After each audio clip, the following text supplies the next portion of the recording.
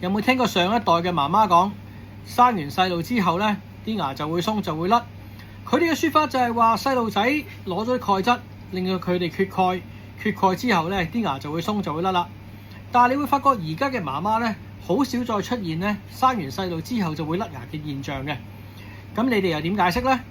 嗱，其實嚟講呢，牙咧冇錯嘅，佢係一個高濃度鈣質嘅一個組織嚟嘅。但係咧，佢嘅鈣質成分咧好穩定嘅，佢唔會成為你身體裏面鈣質嘅儲存庫。即係話，如果你身體缺鈣嘅話咧，牙嘅鈣質基本上咧係唔能夠攞嚟應用喺血鈣裏面嘅。咁所以嚟講咧，以前啲人點解生完 BB 之後會容易甩牙咧？係因為佢哋本身冇洗牙嘅習慣，有牙周病。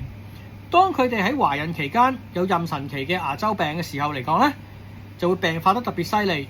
所以生完 BB 之後咧，啲牙咧係因為牙周病醫唔到啦，所以就要剝。所以記住啦，細路仔係唔會攞走你鈣質而導致你牙會鬆嘅。